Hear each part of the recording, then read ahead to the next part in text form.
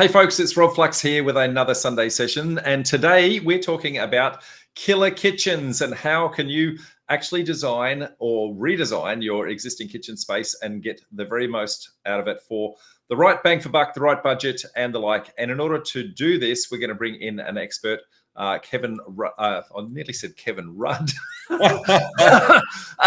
So sorry, mate. Gavin Rudd. That's okay. No relation. Gavin Rudd from Smart Kitchen Facelifts, who's going to talk to us all about, I guess, everything that we can do in the kitchen, whether we're considering brand new or a facelift. So, mate, welcome aboard, Gavin. Thanks so much.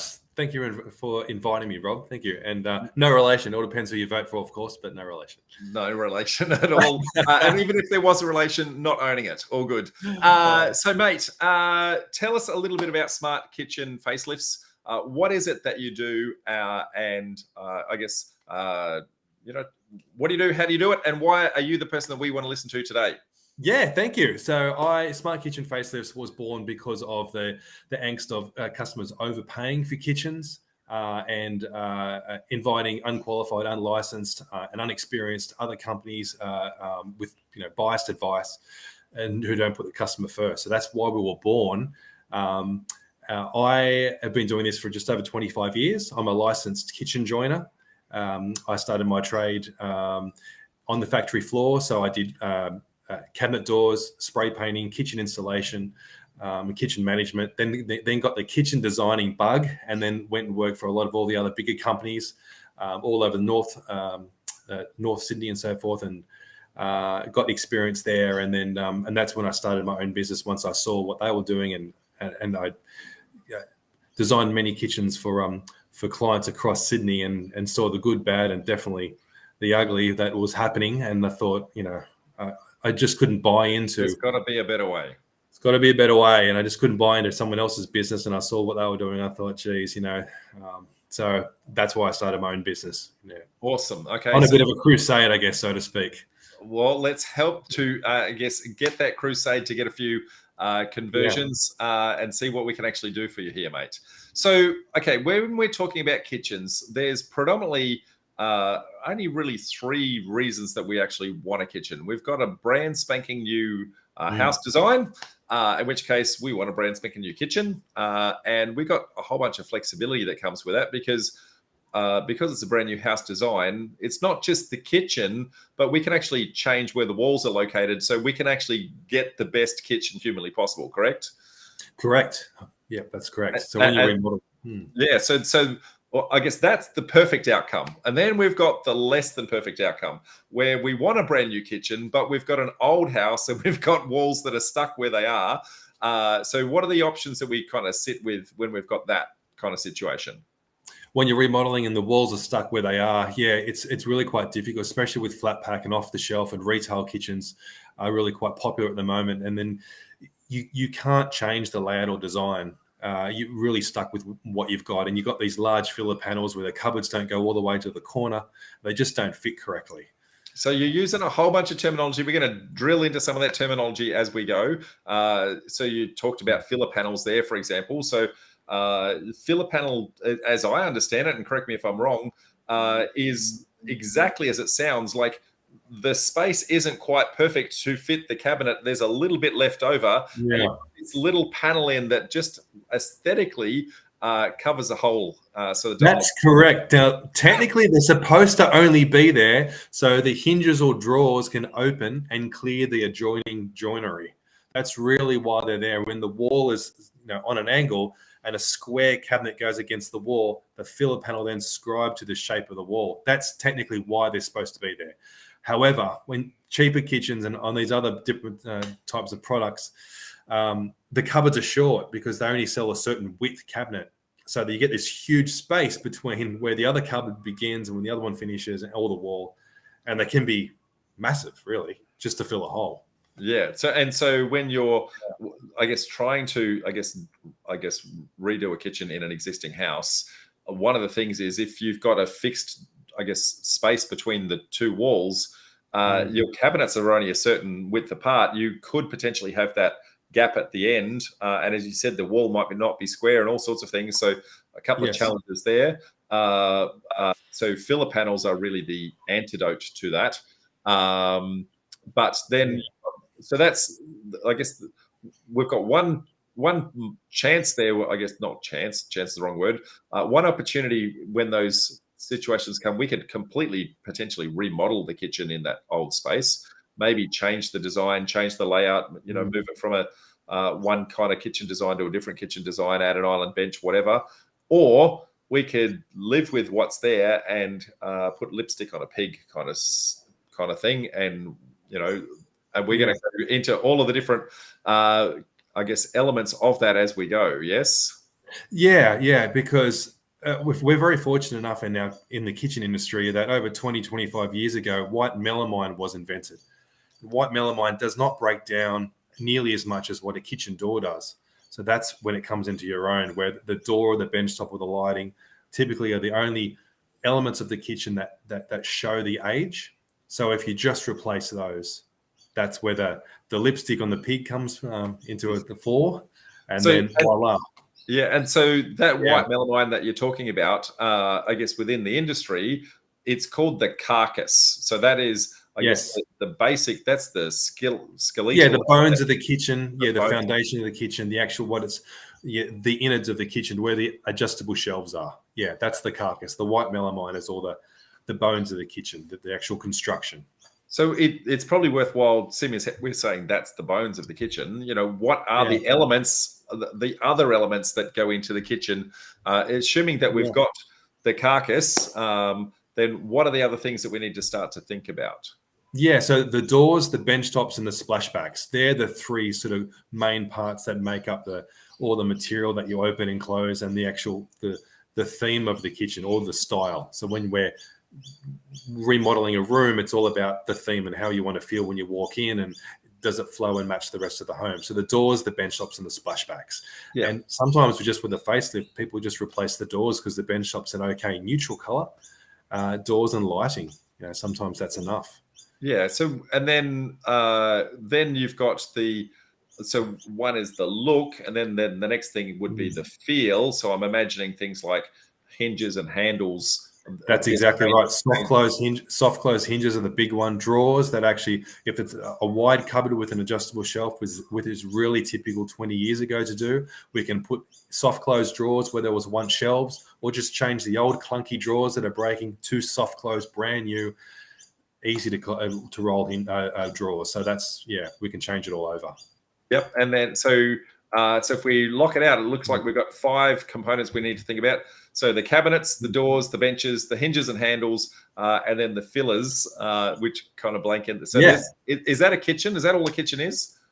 Pretty much. Pretty much. You've just broke it down and simplified into bite-sized chunks. That was great, Rob. Well, in that case, mate, show's over. Thank you. It's been great to know you. Would you like a job? No. But let's go. So the devil's in the detail. So let's start looking at some of the elements of that. And, I guess the first part, it really comes down to probably the design of the kitchen. So what do we want to do? So when we're starting to have a look, should we rip and replace a kitchen versus do we put the lipstick on the pig? It's really, does the existing kitchen actually work and flow and do those sorts of things? And so there's this old mythical fable about the working triangle, mate, that we've been living with for a lot of years. Tell me, what is this working triangle? Because I'm going to give you my lay opinion on this, right? It's the fridge, the sink, and the bench top. That's 3 elements that the triangle is. They exist in every kitchen everywhere. So you're always going to have a triangle. Like, how can you not have a triangle when you've only got 3 pieces? That is correct, yes. And if it's a very touchy subject, and if most people knew where that actually came from, they may think again. But yes, it was actually so the fridge door doesn't hit the sink and things like that. That's basically the whole premise of it. But the origin of it was back in the mid 1930s in a university in America. They developed the working triangle, when it was for when the female was in the kitchen and the man brought home the bacon, and it was the ice box, the sink, and the refrigerator. And the working triangle was not placing them too close to the other. So that's where the working triangle comes from, the icebox. Sorry, the icebox, which is the fridge, sorry, Now and fridge, yeah. the sink and then the oven. Sorry, those three components. So we didn't want them too close together so that she walked more. And oh my goodness! No, let's not get political correctness here. So no, just no, stay away from that one. Okay, but let's leave it it's an incredibly old concept. Yeah. Okay. A lot has changed since then. So in that case, what's the real concept? What should we actually know? So my understanding is that there are actually 5 different kitchen zones. So what are 5 different kitchen zones? What are the zones and how do they work and why do they work and why do we need to think very differently to the old triangle? Yeah, great question. Because of appliances have come so far, there are so many different kitchen appliances these days, and a lot of kitchens are open plan now. So the 5 kitchen zones are: you've got a consumable zone, which is all the food items and so forth, so things that you consume. You've got the non-consumables, which is the cups, plates, and the saucers. You've got the wet zone, which is the sink and the dishwasher. Then you've got the cooking zone, so that's your cooktops or your ovens and so forth. And then you've got your preparation or your serving zone. So that's really quite important. And generally, there's a relationship between the wet area and the non-consumables. So the cups, and plate, and saucers. So if you think about when you're unloading, then you don't have to walk far. So it's all a matter of to stack away. So to limit the footsteps is what that's aimed at, to try to limit. Yeah. If I put that into lay speak, we want the plates right beside the dishwasher, which should be right beside the sink, so that we can actually rinse, then dishwasher, then put it away.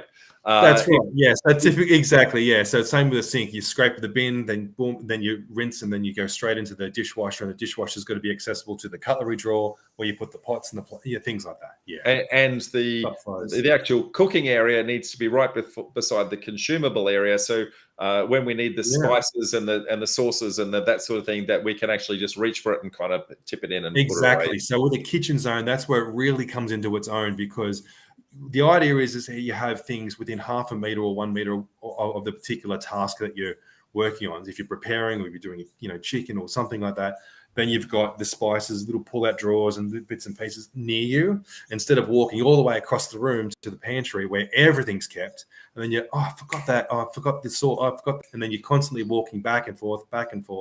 So that's what you want to limit. And you don't know why that's so laborsome. You just don't like working in the kitchen, and that's because you're stressed out, but it's because you're walking and darting around the room trying to find things. So that's the whole reason. It does help you. It does help you get your 10,000 steps up per day. So if that's what you're looking for, well, some of us, mate, some of us. But there's other ways to do that, folks. Okay, so when we're looking at, I guess, the kitchen design, then what we're really doing is assessing the existing layout against those 5 zones and seeing what is actually there. And that's going to tell you whether or not you have the opportunity for a facelift or whether or not you need to do a complete redesign. Is that kind of That's one of the big ones, yes. So ergonomically, does it work? Does it function? Is it going to do what I want it to do? And what are the killer things that you see when you walk into those things that just don't work? What are the bad points that you see there? Oh yeah, so corners that don't work, they're really quite small. Adjustable shelves everywhere, not a lot of drawers. So you can't get to the back of the cabinet. You're only really using maybe a couple of hundred, 200 or 300 mil all the way around the kitchen. You've got this huge footprint of the kitchen and you just can't use it. So they're one of the things. So no drawers, large corner cupboards which are quite tight. Things like that, you see very often. Back in the day, We're going to go through a list of common problems in kitchens pretty soon, and we're going to go, well, this is the problem and this is the antidote and all that sort of stuff. So, but when it comes to the actual layout of designs, mate, I'm not very creative in a kitchen design layout kind of way, but I can only really come up with 3 different kitchen designs. Am I? Or am I just main ones? So 3 main kitchen designs. You've got the galley kitchen, so you've got 2 of the parallel bench tops. You've got an L-shaped kitchen. You've got a U-shaped kitchen, which is shaped like a U, with you've got three walls, and then you've got an L shape with an island in the center. And the galley can also be an island as well. So there's probably 4 main ones. Okay, 4. So I missed one. I said, I'm not that creative. So so those 4 designs, when we're looking at, well, if that original design doesn't work, then it's, should we actually change that layout? And you've obviously got some constraints that are going to sit there, given, well, you've got existing walls in place. Yes. And you don't want to consume too much space into the dining area or the lounge, depending upon the house. So, you've got some, I guess, physical constraints that determine that. And then you've got the flow that you want that kitchen to actually have as well. Correct. Yes. Yeah. There are a number of different options. Okay. So let's assume, whether we're doing a brand spanking new, let's assume a brand new one, right? So we say we want to do a complete redesign, and we're going to rip and replace the whole lot. There's really 2 different approaches to this. We can go and get a flat pack kitchen, and we can get a custom design from a service like yourself, or otherwise. What is the primary difference between a flat pack kitchen and a customized solution like yourself? Yeah, a flat pack kitchen, Rob, is a modular size kitchen. So you've got set sizes to work with, and you have to work with those constraints. And typically a flat pack kitchen, they aren't built as solid as a custom kitchen, in terms of the backing of the kitchen is plywood, and typically the front doors, they're not made, or they're either an imported product and they're not made locally. So the overall cost, that's how they get the overall cost down, by selling modular cupboards. And that means there's less wastage for the actual manufacturer. That's why it's modular. So that's one drawback. And then the final one for flatback would be, when you install it, you're working with those modular cupboards, and you have to try to fit those to your space the best way you can. And coming back to the fillers that we were once talking about, you could have this huge filler where you just can't fit a cabinet, to suit your wall width. So that's one of the big things, versus the new kitchen where they're built really solid. You got solid backs, and that white melamine is all cut to exactly what your requirements are. So then you can enter in with the kitchen zoning and really custom make that to suit that space perfectly, reduce those fillers so they're really as small as possible, and maximize the storage, which is what the whole goal is. And then the kicker is that you get to choose your kitchen theme and style. You got more options, more colors to choose from, and you really get to put your fingerprint on that kitchen. And I would anticipate that what was a negative in a flat pack, meaning it wasn't a perfect fit, and you've got this odd gap that's there, now becomes a positive in the custom, because you can say, well, what can I put in there? Is that where I put my little slide out drawer where I'm going to put my condiments that's right beside? Is that kind of am I being because the real estate you have to work with in the kitchen is so valuable, you cannot afford to waste it. You got to use every inch.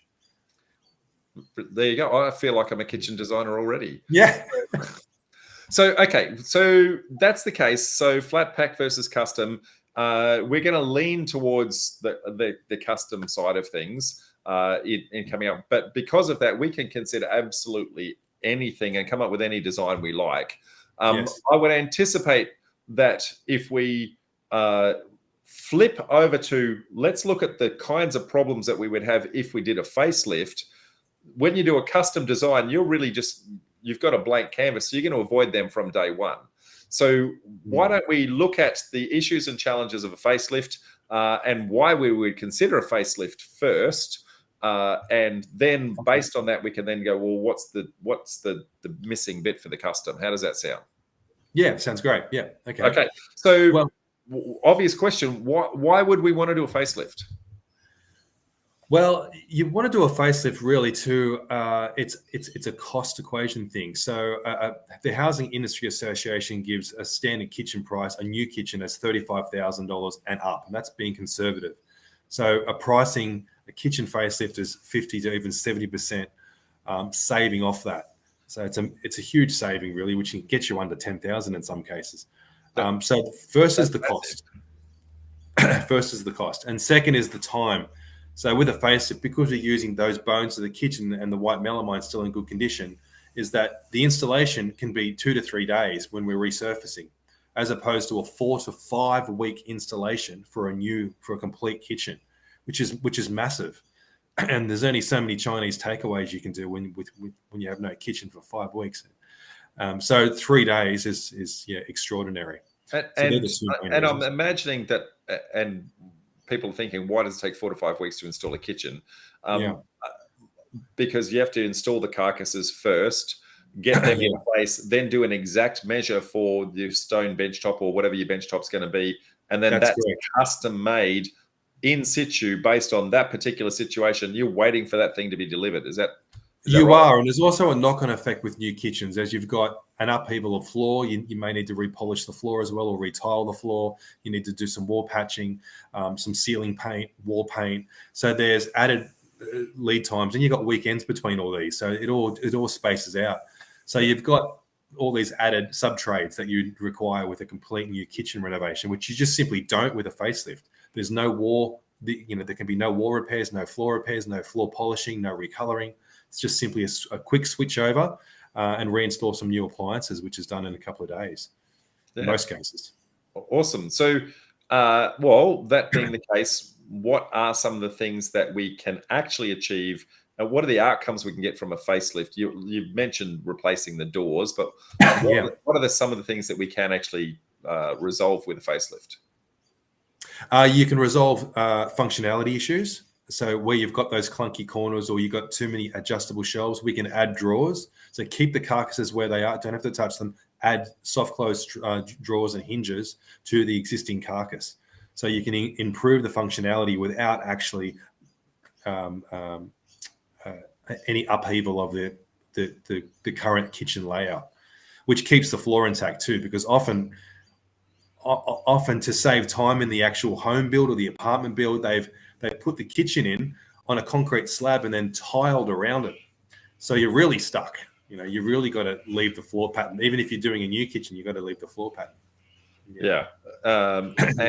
Or if you actually replace it, you've got to have your base panel bigger than that, or completely replace the floor. You can't find those matching tiles anymore. Oh, there's another problem. 100%. That's a real And I've had many cases where we've had to tile the whole floor. So it's not just I guess the kitchen, it's the knock-on of everything that then happens after the kitchen. So we want to try and really avoid that wherever humanly possible. So what are some of the pain points when we're walking into a kitchen? You've touched on some of them. We're going to refurb it, but I know that some of the pain points are like my corner cupboards are absolutely terrible. I can't get whatever that is at the back of the cupboard. I don't even know what it is, but it's been there that long. Like, is that every kitchen? Like, how does that? It's that pot that you used last Easter. So that happens a lot. So that's a really common thing that with older style kitchens where you just can't. Again, you're just not using that real estate of the kitchen. The back needs to come to the front, and that's the equation. That's the quandary of usable space and actual space. So actual space is just the shelf, which is what most old kitchens have. It's a shelf, you can't get to the back. But usable space, it's where the back comes to the front. So, Rob, you need soft close drawers. You need a pantry with drawers. You need those drawers or a swivel out system where you can bring that back to the front. It's great for the lower back, ergonomics, and you don't lose anything. You need to kind of re-articulate that. Bring the back to the front. What does that mean?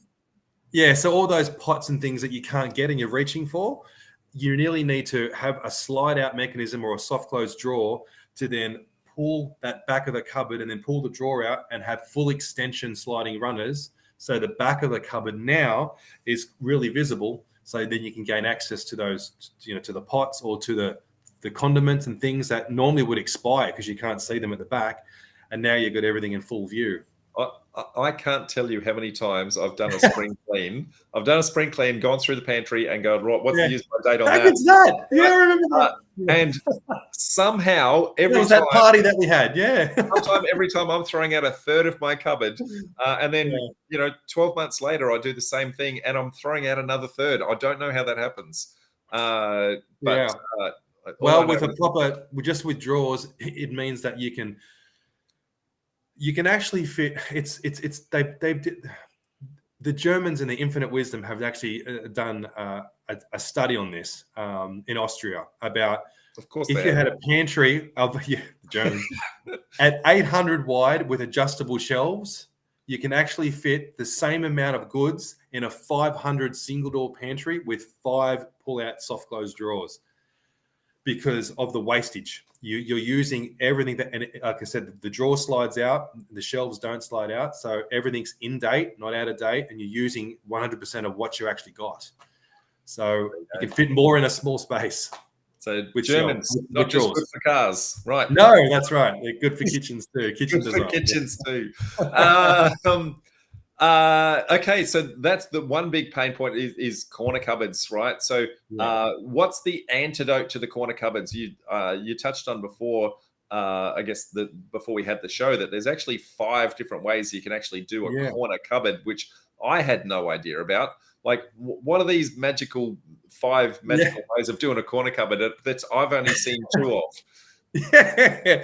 Well, believe it or not, yes, there's only 5. Whether you go into the high-end kitchen companies or you go into a retail flatback store, there's only 5 ways to do a corner. The first one is an L-shaped corner with an adjustable shelf, which typically most of us have in our 20 to 30-year-old kitchen. So that's the first one. And that's the one where that thing stays at the back. That's right. It drives you crazy. Okay, so that's the first one. We don't want that, right? So no, we try to avoid that one. Yeah. Okay. Yeah. What's our next solution? Next solution is when you've still got that corner cupboard as an L shape, but you've got a carousel, and typically that's a lazy Susan of sorts, but that swivels around, so there's less pain. Now you do waste a little bit of space around the sides, but it's not a shelf.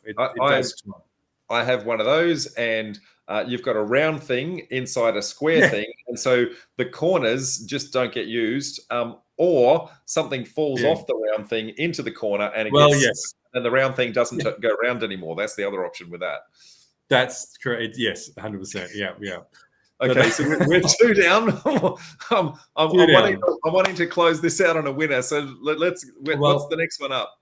Well, the next one up is so the second one is the corner shaped like an L. Then the third one is it's not shaped like an L. It's just a rectangle. It's called a return blind corner or return corner unit, where it goes only fit. It's just one wall, and that means that the other adjacent wall can then butt straight up to it. So it's just shaped like a rectangle, and that typically has another pull-out called a Le Mans unit, where you open the door and it's shaped like a Le Mans racing track, and that swivels out and then goes back into the cupboard. I've seen one of those. It's you kind of you got to stand on one leg and poke your tongue out, and when you can actually navigate it in. You can have an adjustable shelf fitted to that cupboard as well. So have no fear, you don't have to have the pull out. But that's for when the actual where in an L-shaped or a U-shaped kitchen, is predominantly a U-shaped kitchen, where the middle wall, which is the middle of the U, isn't wide enough. So what you're trying to do is rob Peter to pay Paul, extend that wall out by having a return corner and then having a dishwasher or another set of corner drawers butted straight up hard against the return corner unit to give you to buy your extra space. So that's why they're used. Yep. Yeah. We're getting better. That sounds like a little bit more difficult. What's the next one? We're 3 down, 2 to go. 3-1. And then so the fourth one rather is a set of corner drawers. So going back to the L-shaped corner, it's shaped like the actual drawers are shaped like that, and then they pull out. Okay. So we want to keep to about minimum 1 meter by 1 meter with those cupboards. They do come at 900, but they're a bit small. And then the drawers, you can have 3 drawers or 4 drawers, and then they pull out. Yeah. So having seen those, they do again waste some of that corner space. A little bit. Yeah. Okay. Yeah, so a little bit. We're 4 down. What's the last one? All right. Typically in larger rooms, then you void the corner completely. So you have a wide set of drawers up to one side and a wide set of drawers up to the other side, and then that corner gets voided, 6 by 6 void. So you just don't use the space. You don't use the space, no. So you maximize the drawer storage on either side. So you eliminate the corner potential problem altogether. No more corners. So no more corner, but what it does mean is there's a void underneath the bench that's not actually being used. Yes. And so depending upon the space, I would imagine you go to if that's up against a wall, too bad, you've lost it. But if that's into an open space, because you've got an open plan living, then you walk to the other side of the cupboard, and now you can actually turn that into a cupboard again. God, do you want a job? Do you really want the job? No, I don't. You're getting good at this. That No, is fantastic. That's the kicker. Yeah. So you can have access from the living area. You can have a push to open door, so no handle. So it just looks like a bar panel or part of the kitchen that doesn't open, but it does open. So you can have all your expensive cognacs or something in there, and no one knows, no one can find them. Note to self: no corners is the answer to my corners. Yes. Very good. Okay, that's one pain point we've dealt with, and I'm sure there's a bucket load more. What is the next biggest pain point that you see when it comes to actually designing a kitchen? The next biggest pain point, well, it's the functionality, really. Yeah, I mean, the functionality would be the kitchen zoning. Going back to the kitchen zoning, that would be probably the biggest one. So that's the flow of that. That's what you're talking about. We were touching on before that sometimes the lighting in the kitchen is a big element here. So typically we're going in and you've got the existing light that's kind of stuck up, and you get 3 spotlights that kind of angled that never hit the spotlight that you want. And just where it does hit the spot that you want, it looks great. And then you go to stand in that spot and you cast a shadow over that spot. So how do we solve our lighting solutions in a kitchen? Yeah, so depending if you're in an apartment or a larger home, typically oyster lights are in apartment living, but spotlights, just like you said, track lights are just really terrible. When you choose kitchen products, you walk into a showroom, it's lit up like a Christmas tree for a reason, because colors are darker when they're on a vertical surface. So if you look to your home right now, you've got shadows where the downlight is, and that causes unnecessary shadowing and discoloration of the door. It appears darker than what it really is. So the lighting is what brings the whole project together at the end. It's super critical. If you get the lighting wrong, it can turn, a great kitchen into a very average kitchen, and an awesome, amazing kitchen into a great, just sort of okay. So it's super important track lights aren't my favorite, only because they just cast so many shadows. Downlights with a 90-degree beam, you can get 70s and 90s to eliminate as many shadows as possible, and maybe even add some downlights. And even if you've got a kitchen pendant, always put the downlights behind the pendant in the ceiling just to add that extra light. And you can zone them so you can turn on half those downlights and half those downlights if you talk to your electrician. But adequate lighting is critical. And then finally, the lighting underneath the cabinet. So that's task lighting, so you can prepare your meal or whatever you're doing, and also to then show off that splashback and really to eliminate that big shadow underneath the kitchen cabinets. Yeah, we're talking LED lighting type solutions there. LED lighting, or even still downlights if it's a traditional kind of kitchen where you get the ambience of the downlight. You get that nice glow. You get some clients don't like the glow, and you get the space between the 2 lights. But the glow can give you that kitchen theme, especially if it's a provincial kind of style kitchen or an old world kitchen, and that just gives you that sort of that romantic ambience that only a glow can give you with a downlight. So sometimes that glow works in your favor if you've got a really themed style kitchen. Yeah, and that just the lighting alone, as you said, because of the shadowing effect, can have a massive outcome on the look of it. We're talking about functionality in one element, but the look of it, it's super bright, it's super crisp and sharp and that sort of thing. So and welcoming. You just want to bring people in there, and whereas normally you don't. Normally you don't. You don't. No, cooking you don't. But I understand the concept. Yeah. Okay, let's have a look at. I'm going to throw a couple of other challenges that I see in kitchens out there, and just I've done plenty of renovations on homes over the times. My favorite renovation involves a bulldozer, just for the record, and start again. Yes. But from time to time, the house has some intrinsic value, and I have had to kind of do a few things to some kitchens along the way. And what I've seen massively is, look, sometimes the look is okay, the functionality is okay, but the interface, when I actually go and pull a drawer out and I hear this. How do I solve that? With the old, it's just dragging on the surface of two bits of wood dragging on each other. How do we solve problems like that? Okay, well, it's quite common. So you could leave it, and what you could do is put laminate on the two surfaces, which they sell in the hardware store. That's the first thing you could probably do is laminate the two surfaces. When you pull the drawer out completely, you could laminate the two that the drawer runner glides on. Alternatively, you can get some wax or beeswax, and it will slide a bit easier. But the best option is to take that drawer out and install new soft close drawer runners. That would solve the whole. Yeah, you're talking about. That would throw that away and give you something new. So, firstly, I never thought of either the beeswax or the laminate. So that's one to go into my repertoire. So, note to self. That's that's actually one of our the final project when I was at Tech. God, Charmaine, probably 28 years ago. One of our final jobs was making a soft close drawer runner in a solid timber angled display box, and it had to glide. So when the two laminate surfaces come together, you get a very glossy finish. Yeah. Nice. The other one that I see a lot is either rusty hinges or hinges that kind of squeak, or those sorts of things. What do you do from a hinges perspective? Like, is every hinge, are they a standard design? Like, because you have to cut out a hole into the door itself to make that fit. So is that a standard layout?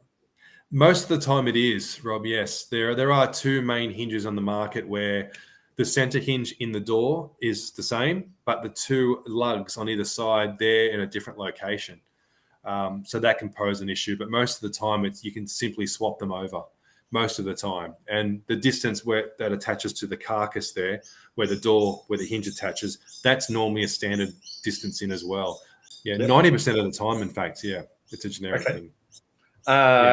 Next one I see in our industry, it's called a System 32 drilling pattern. A System 32 drilling pattern, and what's the alternative called? So two types. That's System 32. Yeah, and then there's just a singular hole, so it's done by hand by some old fella in a factory 40 years ago. And System 32 is all mass produced. Okay, well, System 32, again, note to self. Okay, so other ones that I've seen, and this is, some rental properties that I've got that I've had for a very long period of time. And I've had appliances that have broken down, and I've gone to replace the appliance, and they just don't fit. What's the go there? Yeah, a lot of 750 ovens no longer are available, and the depth of the appliances have changed, especially sinks. But the main one is a cooktop. The cooktop depths have increased over the years dramatically. In fact, they used to be from 450 to 470. Now they're 520. Most of them are 520. So they no longer fit into the whole space or the whole benchtop depth, which is a huge problem. So we need to be considering, I guess, not just the layout, not just the aesthetic, but now we need to go, are the appliances the right appliances? And if that's the case, does that impact the depth of the cabinetry? And do we need to change the cabinetry as part of that? That's what you need to be looking at. Yes. Yeah. Okay. So the overall benchtop depth and then the cutouts. Yes. Okay. So what are we looking for from a minimum benchtop depth to make that something that we can just comfortably go, that is not a problem anymore? Minimum benchtop depth really 600, but you could probably scrape it through with 590, as some cooktops do come still 500. Okay. They're just limited. So if it's not 600 and 590, don't panic. You just limit it to one or two options, but really 600. And that's for the cooktop. Do we have similar sort of issues with oven depths and things like that? Yeah, the oven cavities 540 for an oven cavity. So you're looking at 560 minimum. Okay. Yeah, that's from the wall to the front of the carcass. Yeah, because even though the depth of the appliance is the 540, you still need room Yeah. for the electrical cable and Yeah, any other plumbing that kind of goes behind it and things like that. that's correct. Yeah, so if it's less than 560 carcass, that's from the wall to the carcass, and then you've got the door in front of that. Yep. Then yeah, if it's 500 or something like that, there's issues. You're not going to find anything that fits. So now that we're talking appliances, then we should talk about the type of appliances. So is this an opportunity for us to change from gas to electric or electric to induction, or like what's the is that, when you're designing things, what are you seeing as the benefits, the pros and cons of each of those, other than, hey, can I cook better? What do you see from a design perspective? From a design perspective, keeping it very sleek. So having something with a glass top is advantageous in terms of design, especially cleaning and wiping up and so forth. So then the two options would be either ceramic, which you've got the element below the saran glass, or you've got the induction below the same saran glass. But the main difference between the two is the induction. Well, there's two main differences. One is that the induction draws more power. So you may or may not need a power box upgrade, and whereas the ceramic cooktop's got the electric cooktop's got an element, it doesn't draw as much power, and so with the induction you've got an inductor. There's no element as such below the glass, whereas with the saran glass with the electric you've got the element, and so with an inductor all the heat goes into the pot. So if you've got a large pot a small pot in a large area with the induction, only the pot will heat up, only the inductor will heat up underneath. So you're saving a bit of heat and energy with the induction, which hopefully offsets the price of the actual installation and the actual item. Yep, very good. Then you've got, I guess, things like we need to put range hoods and those sorts of things in place. Love the look of a glass range hood that kind of sits over, but the first time you cook, it gets covered in grease and grime, and it's really instantly that beautiful look then suddenly just looks like putrid. What are our options there from a range hoods perspective? Different technologies now that exist that didn't exist before. I've seen all sorts of really fancy things with, I guess, pulling air rather than pushing air. What are now? Well, I'll cover the cooktops and the range hoods because they both go hand in hand. The main three range hoods are, you've got a slide out range hood, which we all seen. You've got an undermount range hood, which doesn't slide out. Yeah, I agree. The undermount range hood, you can't see it at all, which needs slightly deeper cupboards most of the time. And then you've got a canopy range hood. It could be the old style, traditional, or the glass canopy. So they're the three main canopies, range hoods. And then you've got the cooktops. You've got most people who go induction maybe have had gas before. So whether it's ceramic, whether it's gas, and then people go, hang on a minute, induction's incredible. They could have had a demonstration at the appliance store. Okay, great, let's go induction. However, for the range hoods to work properly, you need to have them on 3 to 5 minutes before you actually put the meat, let's say, in the pan to generate a vortex of air. So the range hood so there's the air moving before the actual meat goes in. So it actually can go straight up and not hit the range hood, because otherwise it will just bounce off into the room. And we've all had, well, I don't know about you, but I've had smoke alarms go off and I'm cooking steak and things like that if the range hood doesn't work. So you need to be able to, because you forget to turn it on or something, but you need to be diligent and just be mindful about it. I've never had that. I've never had really alarm go off, and the reason is I'm so hungry. Let's just put it in the pan. Not because I'm a good cook; it's because I don't cook. So okay. so it's never gone off in my house. I get so hungry, Rob. I put it in the pan and go, I've got to turn the range hood on. But you don't do that. You put the range hood on first, finish preparing, boom. But what happens when you go from gas or ceramic to induction cooking is that induction cooking is cold cooking, because all the energy is going into the pan from the inductor. There's no element. It's all going into the pan. It works on friction. It works. It's a magnetic inductor. So what happens is that cold cooking, meaning that if you've got gas or ceramic, when you're boiling, say, the splashback and the cupboards around the surrounding area gets warm, especially with gas, because you've got the naked flame. So the splashback and the range hood above gets warm. So once the steam hits warm surfaces, it's generally okay if you've got the range hood working properly and you've done the whole 3 to 5 minutes of airflow. But with induction cooking, The splashback is cold because there's no heat that gives off from the induction, and the cupboard and the range hood above is cold. So when you're boiling something and you're cooking, steam and so forth hits a cold surface, which is typically aluminium, and you get condensation, which happens instantly. And then you start to get condensation dripping on your food, which you don't want. And that happens. So that's a physics problem. So to combat that, there are certain range hoods which are just designed for induction cooking. Very good. Now the other one, and I don't even know if it's called a range hood anymore, but I've actually seen holes in your island bench beside the cooktop that actually the steam comes out of it and then gets sucked into. What is that called, a range hood? Yeah, that's called a downdraft range hoods. Yeah, again, a German product. Yeah. So those Germans, clever Bora guys. Was a product line called Bora was the inventor of that. Had the product and patent for so many years, and then obviously everyone can then start. All the manufacturers can jump on board. But the whole idea, which is proofs in the pudding with this one, is that the closest the actual suction or the range hood is to the cooking pot or something being stir fried or something, then the better it works. So because the actual downdraft is right in the center and you're cooking right next to it, then it works. Very good.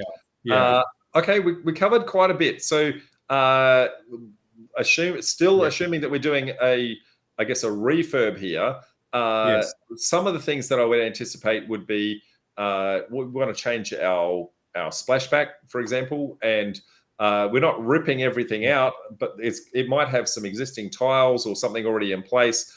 How do we solve that problem? Do we tear the tiles off? Can we tile over that?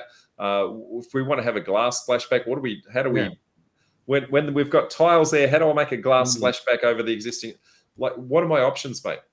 That's really common. That's a common problem. And a lot of the time you want to save the demolition costs, the tip fees, which can be extraordinarily expensive these days. You want to save that if possible with a makeover. So with a facelift, you can tile over tile. Just make sure that those appliances are going to work and that it's not going to be too close to the cutout. If it's a new wall that's required, meaning that you've got to pull the tiles off, then we simply need just a gyprock and then put new tiles on there. But you can tile over tile, and you can even tile over glass. We just got to use special glue. It's not the same glue that you use to tile over tile, but we can tile straight over glass. In fact, I've just done that on one of our jobs in the inner city. We've tiled straight over glass. Yeah, that's fantastic. Is there anything else that I've kind of missed in that, I guess, issues and challenges scenario there, or have I kind of nailed it? No, you've kind of nailed it, I think. Yeah, you kind of nailed it. You know. Okay, so we discussed before, I guess, the 5 ways to do a corner cupboard. When you're designing a kitchen, one of the things you said before the show started was that you actually design from the corner and then move out. Why is that the case? Whereas what I've tended to see is the corner is the last thing, and it's kind of what can we make happen given this space. Why do you start that end and go the other way?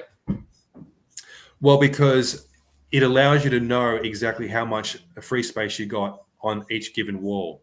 So using one of those 5 corners that we touched on, if it was the return corner unit or the actual corner unit shaped like an L, it allows you to know how much space that you've got and then where to position each kitchen zone and where to put the cooktop and the sink and how much room you got. So that's the real pivot point of the kitchen, if you will. So using the pivot point, then you can sort of do a rough draft and go, oh, hang on a minute, we've gone too far that way. We need to back off that. That's not going to work for the sink. Dishwasher won't fit. Okay, what about if we do this way, return? So that's why the corner is a great place to start. Some people use the library method. That means that when you walk into a room, okay, great, we know where the sink's going to be. We know where the fridge is going to be. We know where the oven's going to be. Let's plot those points first and then fill in the gaps.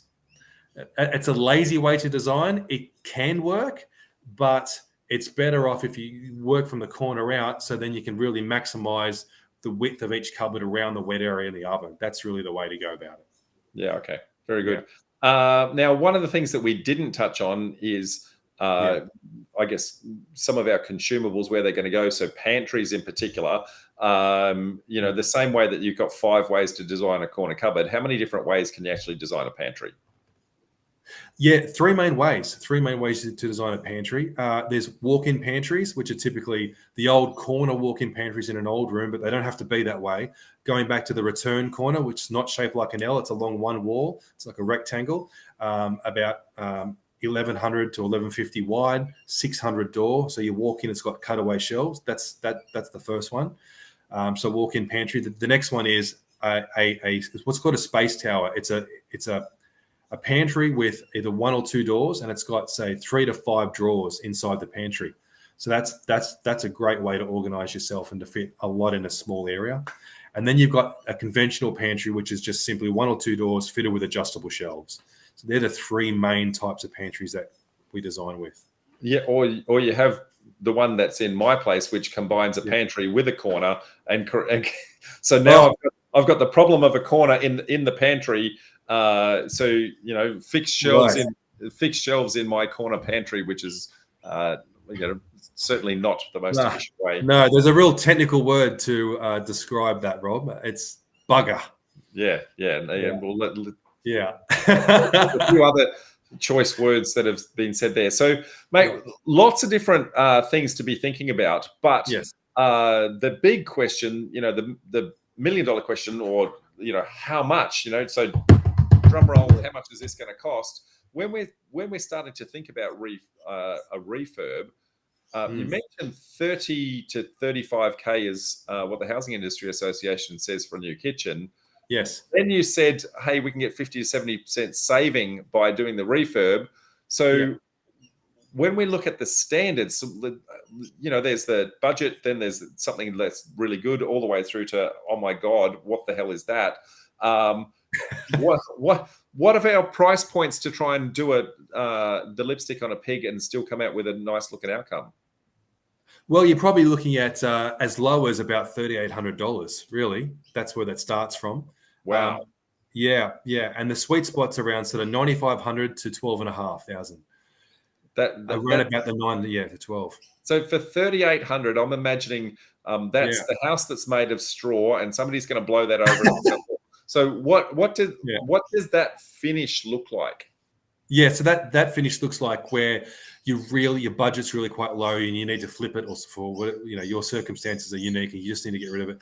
And what that is using the existing door, and the existing door is stable enough to actually resurface that door. Dulux makes an incredible product in their renovation range. It's a water-based enamel, and if you sand that correctly and you paint it, prime it, so it's a sand, it's a paint application through a primer, and then 2 coats of water-based enamel. And then the beauty is it's then sealed with its own Dulux Renovation Clear Coat over the top. So if that's done with a small fine nap roller, which leaves very little roll strokes, and it gives you this glow to the door, and it looks like a professionally painted door. And it looks better with light colors rather than darker colors. So that's the big question I get. But darker colors are still okay.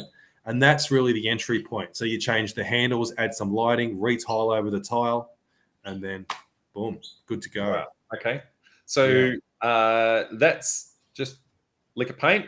What's the next one up? So you said starting at 9,500. What does 9,500 start to look like? So that's when you start to get a complete new door, and you can add drawers and things like that. So it includes soft close hinges, it includes handles, it includes the joinery delivery, the joinery installation, all the rubbish removal from the existing kitchen, and it's a replace of the door. So we replace that with a Laminex door, which comes in a variety of different colors, and also timber prints are really quite popular, which you can do with Laminex, which you can't do with a paint.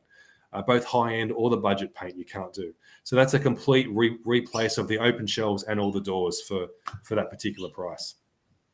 Yeah. And lastly, you said starting from 12,500, I think you said. So 12,500. Yeah, so that's a polyurethane door. It's a professionally spray painted door. Again, we replace the door. Soft close hinges get all put on. Again, it's the installation, rubbish removal, all included. And then you've got the option of going with a center profile door, typically like a Hamptons look, country or provincial look. You can do a J-curve, which is a handleless, no handles at all. You get a really nice slick line all the way around the kitchen cabinet. So those are the options that you can use with a professionally painted door. That's the only door that really needs to be professionally painted with that particular door style. tinnable to any color. And then you can get 4 different types of sheens on that particular door. There's the matte, there's the satin door, which is matte is 10% gloss, satin's 30%, and then a sheen, which is 60%, and then the gloss is 90%. So typically satin is the most popular, and then gloss. Those are the 2. Mate, I think we've rounded it out pretty well in what it is from a design perspective, and that's remarkably cheap, I have to say, with regards to do that. So you go on a holiday with what you save. Yeah. Well, and perhaps we will. Where are we going, mate? So that's if we're going to do, I guess, the refurb approach. But whether we're doing a refurb or we're doing, I guess, a brand spanking new construct, there are going to be times where we actually need some elements constructed. People like yourselves do the design service, but the actual manufacture of these things, and this is something that I didn't know before. You were talking about the fact that there are these super factories that actually carve out these carcasses and that sort of thing. Tell us a little bit about what these super factories are and how we as mere humans can actually utilize those services. Yeah, it's a fantastic way to get kitchens made at a wholesale price. About 15 years ago, the average mum and pop kitchen joinery shop sort of was phasing out because these huge machines, which cut multiple boards at once, were introduced. And so factories can then produce all these kitchens at a very wholesale rate. So all you simply need to do is take a plan to them or a list of cabinets, and they can then cut everything up to size. So you get a custom kitchen at a wholesale rate. So they're super factories because they deal with retail kitchen places as well as the average homeowner. So is the whole concept then to go to someone like yourself, get the design done, you'll come out and actually do a measure and that sort of thing, come up with a design, and then go to a super factory to actually get these carved out. Is that as simple as it gets? That's pretty much it. Yeah, if you don't feel confident, doing your own kitchen design and you haven't got any love from anyone at a retail store who, I mean, let's face it, I mean, we're licensed tradesmen with many years experience, and they simply are just retail people, and they probably don't want to be there with no training. So you get a different kind of service level. If you haven't got the love in a retail shop, then definitely, yeah. So we're the next point of call. Yeah, the kitchen specialists. Yeah. And I guess to engage, so you're based in Sydney, so New South Wales. We are, yes. So there'd be similar services like yourself all the way around the country. I'm sure if people reached out to you, you might have some friendlies that you might want to refer them to. But what's the cost for a design service from someone like yourself? What's involved with that? Yeah, so what's involved is that just to list some quadrants of the room, so where the waste is and where the ovens are and so forth, and what you're looking to achieve, like a really short brief, and then what sort of style you like. Those are the 3 things that we need, and then we can just via a phone call ask some questions about how you want to use the space, and then we put forward a design, and normally 1 or 2 revisions is all we need after we exactly know what you're looking for. Yeah, and then we put forward plans. Yeah, very good. And then lastly, we need to get this thing installed. So I'm assuming that you're aligned with installers and that sort of thing in order to do this. But obviously this is a national audience, so be very, very careful, folks, when you actually having an installer to actually install your kitchen. That in most states they actually need to actually have a builder's license. Now that version of builder's license will change from state to state. Sometimes it's called a kitchen and bathroom license. Sometimes it's called a shop fitter license. It could be all sorts of things, but make sure that they are actually a licensed installer. What are some? That would be good. Yeah. What are some of the little gotchas from an installer perspective? How do you tell if you've got a good installer versus a bad installer? After the fact, you mean, or before? No, not after. Before. I mean, it's easy to tell after, but you mean a pre-qualifying question? Is that what you mean? Yeah, pre-qualifying. Just say, hey, can I just, you don't have, just say we've had some bad experience in the past. Do you mind if you just show me your contractor license? So and just actually go and look up on the license. Yeah. So in New South Wales, we have fair trading. I'm sure that's like a national where you can just pop on there, do a quick license check.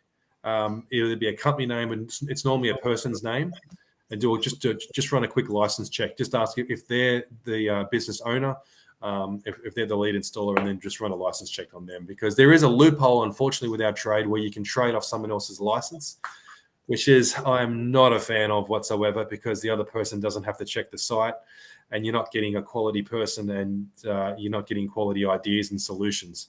So I try to avoid that where best possible. That's another reason why we've started Smart Kitchen Facelifts.